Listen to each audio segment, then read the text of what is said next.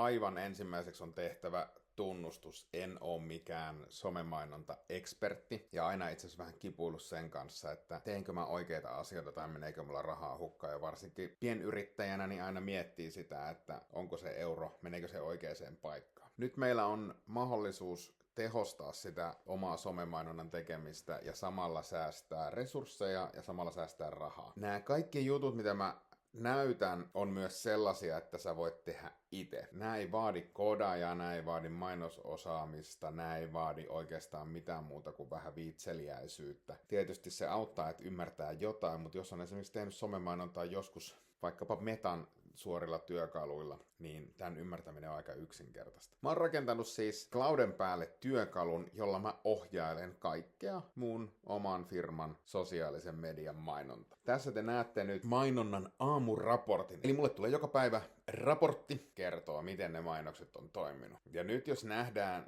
jos ymmärtää yhtään näistä somemainonnan luvuista, niin näkee esimerkiksi, että tuossa yhdessä koomikkokampanjassa click-through-reitti, eli se kuinka moni mainoksen nähneistä on klikannut, niin on 7,4, eli aika voimakas CTR. Samoin kuin näissä muissa kahdessa kampanjassa, jossa mainostan sitten no reasonin tekemistä, niin toi click-through-reitti on aika kova. Tarkoittaa siis sitä, että mainoksia klikataan ja klikkihinta pysyy suhteellisen alhaisena. No se mikä tässä on kaikista parasta on se, että tämä antaa myös suosituksia. Mitä kannattaisi tehdä?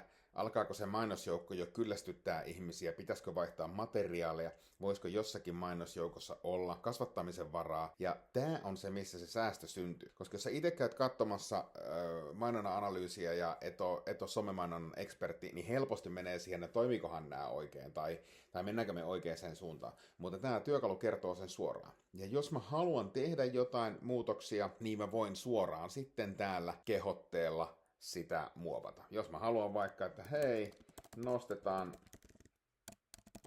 koomikkokampiksen budjettia 10 euroa päivässä, niin sen jälkeen se sitten tekee. Ja tää on parin palikan kautta integroitu suoraan mun Metan mainostilille. No nyt jos tää tuntuu kaikki tosi hankalalta, niin se on loppujen lopuksi tosi yksinkertaista. Mä en osaa koodata, mä en tiedä ihan hirveästi metamainonnan nykytilanteesta, mutta tällä työkalulla mä pystyn rakentamaan suoraan valmiiksi kohderyhmät, valmiit kampanjat, seurata sitä budjettia ja seurata ennen muuta sitä, että mihin ne mun rahat menee. Ja tää sama työkalu on sit implementoitavissa myös TikTok-mainontaan, linkkarimainontaan, oikeastaan mihin tahansa mainostyökalu, jonka rajapinta sallii sen, että sitä ohjataan tekoälytyökalulla. Tosi fiksua, tosi yksinkertaista, säästää resursseja ja rahaa ihan vuoren varmasti.